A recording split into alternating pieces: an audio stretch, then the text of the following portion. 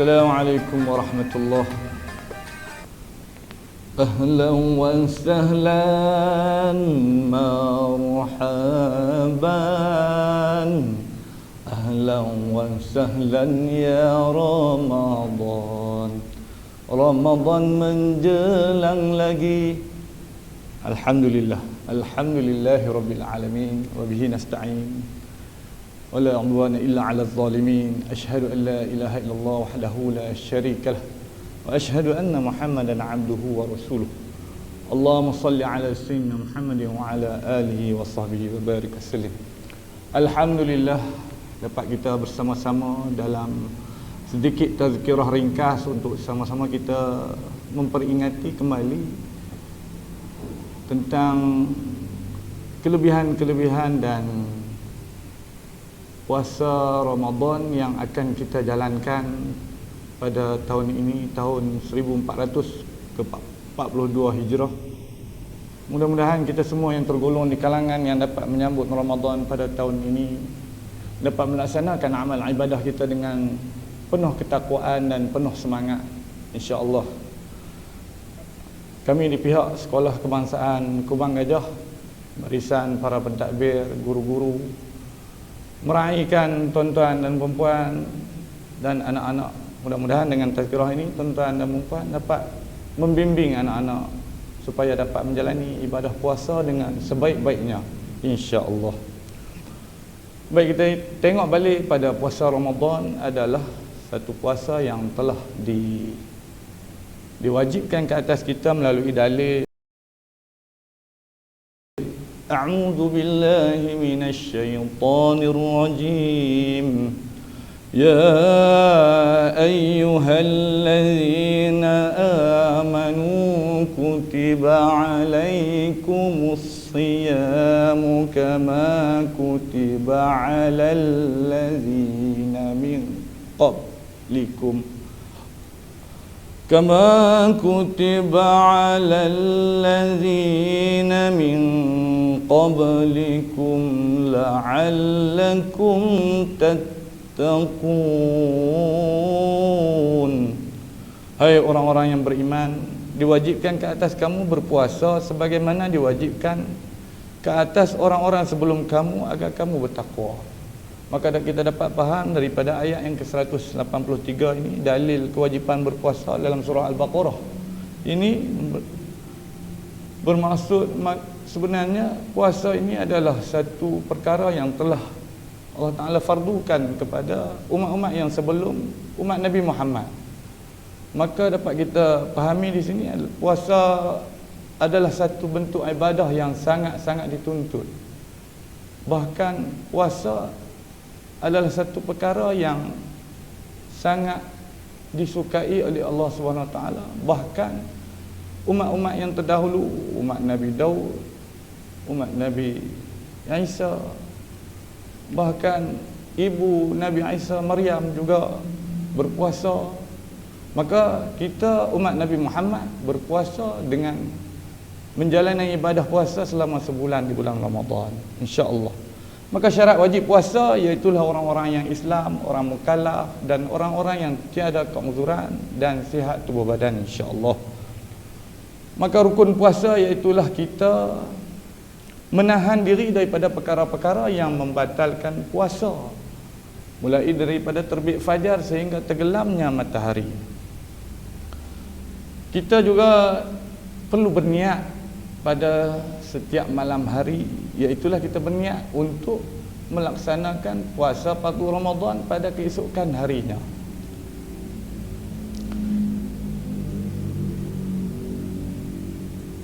Kita tengok kepada perkara-perkara yang membatalkan puasa pula, tuan-tuan. Tuan-tuan dan puan, tazkirah ini lebih kepada untuk kita mengimbau kembali apakah perkara-perkara yang kita tengok perkara yang membatalkan puasa, iaitulah makan dan minum dengan sengaja, bersetubuh, muntah dengan sengaja, mengeluarkan air mani, haid dan nifas, gila ataupun hilang ingatan, murtad, ataupun memasukkan sesuatu ke dalam rongga badan. Itulah antara perkara-perkara yang membatalkan puasa. Tuan-tuan dan puan, kita tengok anak-anak kita melaksanakan ibadah puasa dengan rasa belas dan kasihan. InsyaAllah mudah-mudahan mereka dapat melaksanakan dengan bimbingan daripada kita, bukanlah dengan secara paksaan, bukanlah dengan secara kekerasan, tetapi lebih kepada kita menunjuk ajar anak-anak kita. Janganlah pula di kalangan kita ada yang tidak berpuasa atas sebab-sebab tertentu, bahkan menunjukkan pula keadaan tidak berpuasa itu pada anak-anak kita. Ini menjadi satu contoh yang tidak baik, tuan-tuan dan puan. Mudah-mudahan kita semua dilindungi daripada sifat yang sebegini, tuan-tuan. Baik, insya-Allah kita melihat kepada hikmah puasa, tuan-tuan dan puan. Hikmah puasa adalah supaya kita dapat mencapai darjat ketakwaan yang lebih tinggi di sisi Allah SWT. Kerana Allah SWT sangat menyukai amalan ibadah puasa ini, tuan-tuan dan puan. Bahkan ada satu hadis yang diriwayatkan oleh Bukhari dan Muslim. Mafhumnya berbunyi, barang siapa yang berpuasa kerana mengharapkan keredaan dan keampunan daripada Allah SWT, maka Allah Ta'ala akan mengampunkan dosa-dosanya yang telah lalu. Mudah-mudahan kita termasuk dalam golongan yang berpuasa seperti ini, tuan-tuan. Juga berpuasa ini hikmahnya kita dapat mengawal hawa nafsu. Dah lama kita makan dan minum, makan yang sedap-sedap, maka perkara yang diharuskan kepada kita pada hari-hari yang lain, maka di bulan Ramadan ini sahajalah kita dapat bersama-sama menahan diri kita untuk lebih mendekatkan diri kepada Allah SWT. Kita kawal hawa nafsu, kawal panca indera kita, kawal mulut kita, kawal telinga kita, kawal mata kita. Mudah-mudahan dari segi zahirnya kita sihat. Kita sihat badan kita, kita sihat juga batin kita. Roh kita menjadi lebih baik, insya-Allah. Baik. Kita juga dapat melatih diri kita menjadi lebih sabar. Tak makan, tahan minum, tahan sahur. Dengan kita menahan itu, mudah-mudahan kesabaran kita makin meningkat, tuan-tuan. Saya sendiri pun lebih berpesan kepada diri saya sendiri agar mujahadah banyak perkara-perkara yang kita lara, mudah-mudahan dapat ditinggalkan dalam bulan Ramadan ini. Seterusnya hikmah puasa juga kita akan nampak, inilah di bulan inilah kita nampak rasa belas kasih sayang tu dapat dipupuk. Dapat kita nampak di mana ramai yang berlumba-lumba mengejar untuk menjamu makan orang-orang yang berbuka puasa di masjid. Juga meraihkan anak-anak yang kurang bernasib baik, anak-anak yatim, anak-anak yang telah kehilangan ibu dan ayah, ibu-ibu dan bapa-bapa yang juga tidak memiliki penjaga, yang ditinggalkan di rumah kenangan. Maka di sini kita dapat melihat ramainya di kalangan kita yang berbelas kasihan, sanggup berkorban untuk melaksanakan sedekah untuk iftar. Kerana pahala menjamu orang yang berbuka itu sangat besar di sisi Allah, seperti mana orang yang berpuasa, pahala orang yang berpuasa. Baik, kita tengok pada adab-adab ketika kita berbuka, anak-anak. Kita duduklah dengan tenang, ambillah masa 5 ke 10 minit untuk kita sama-sama duduk di hadapan makanan dan kita berdoa. Seterusnya kita menyegerakan berbuka puasa bila tiba masuknya waktu berbuka puasa.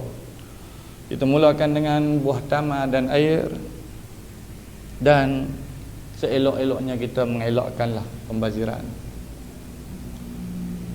Wala tubazzir tabziran innal mubazzirina kanu min ikhwanasy syayatin. Yang ini kita kena jaga. Kerana membazir itu adalah saudara pada syaitan. Kita makanlah setakat mana yang kita rasa sesuai, sebab kita nak melaksanakan satu lagi amalan yang sangat dituntut di bulan Ramadan, iaitulah solat sunat tarawih. Maka amalan-amalan lain yang dituntut di bulan Ramadan setelah kita meninggalkan perkara harus makan dan minum, yang banyak mengambil masa kita di bulan yang lain ni, kita banyakkanlah membaca Al-Quran.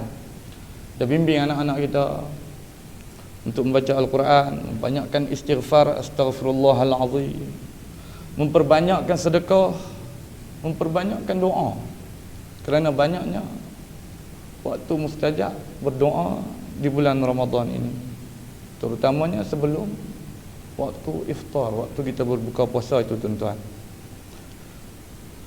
Kemudian cubalah kita melatih diri agar kita mampu berqiyamul lail. Sekurang-kurangnya bila kita bangkit untuk kita bersahur, kita bolehlah bersolat sunat tahajud sekurang-kurangnya 2 rakaat. Ambillah fadilat kelebihan di bulan Ramadan ini. Kemudian kita melewatkan bersahur, seterusnya kita meninggalkanlah perkara yang sia-sia. Janganlah pula di bulan Ramadan kita banyak menghabiskan masa kita hanya dengan menonton TV ataupun melayan Facebook ataupun media sosial yang lain. Kita hanya hanyut dengan telefon. InsyaAllah sedikit tazkirah ringkas itu mudah-mudahan dapat memberi manfaat dan peringatan, terutamanya untuk diri saya sendiri dan kepada anak-anak, tuan-tuan dan perempuan. Mudah-mudahan kita mendapat Ramadan yang kita telah menjadi ahli Ramadan yang sangat ditunggu.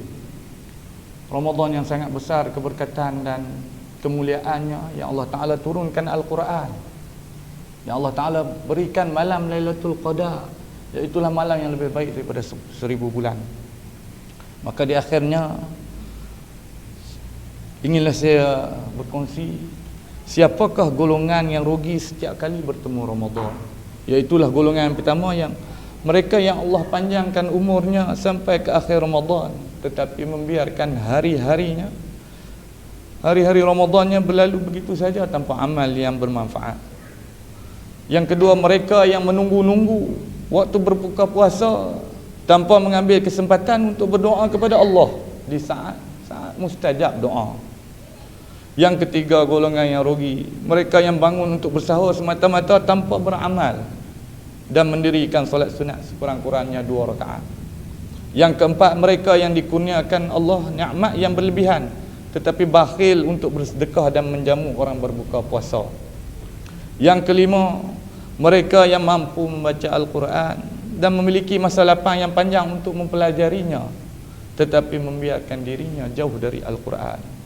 Mereka yang sering menghadiri majlis ilmu dan memahami agama tetapi kekal bermusuhan, berbencian dan memutuskan silaturahim sesama muslim, wal'iyadzubillah. Yang ketujuh, golongan yang rugi, mereka yang mengetahui bahawa Ramadan adalah bulan maghfirah, bulan keampunan Allah SWT, tetapi tidak mengambil kesempatan memohon keampunan daripada Allah SWT. Golongan yang ke-8, mereka yang menyedari bahawa sepanjang Ramadan doa dikabulkan tetapi membiarkannya berlalu tanpa sebarang munajat. Yang ke-9, mereka yang bersungguh-sungguh memelihara puasa dari perkara yang membatalkan tetapi berterusan mengumpat dan menabur fitnah sesama muslim. Yang ke-10, mereka yang sampai umurnya ke penghujung Ramadan tetapi tidak berusaha untuk memburu kebaikan malam Al-Qadar. Sabda Rasulullah SAW yang bermaksud, berapa ramai yang berpuasa akan tetapi tidak mendapat apa-apa daripada puasanya kecuali lapar dan dahaga. Dan berapa ramai orang yang solat malam akan tetapi dia tidak mendapat apa-apa daripada solat malamnya itu kecuali hanya terbatas kepada berjaga malam sahaja. Selamat memuhasabah, terutamanya pada diri saya, para sahabat dan seluruh warga Sekolah Kebangsaan Kubang Gajah, terusnya Jabatan Pendidikan Negeri Perlis dan sahabat-sahabat seluruh Kementerian Pendidikan dan seluruh rakyat Malaysia, insya-Allah. Mudah-mudahan dengan sedikit tazkirah ringkas ini memberi manfaat kepada diri saya sendiri dan tuan-tuan dan puan-puan semuanya, insya-Allah. Wassalamualaikum warahmatullahi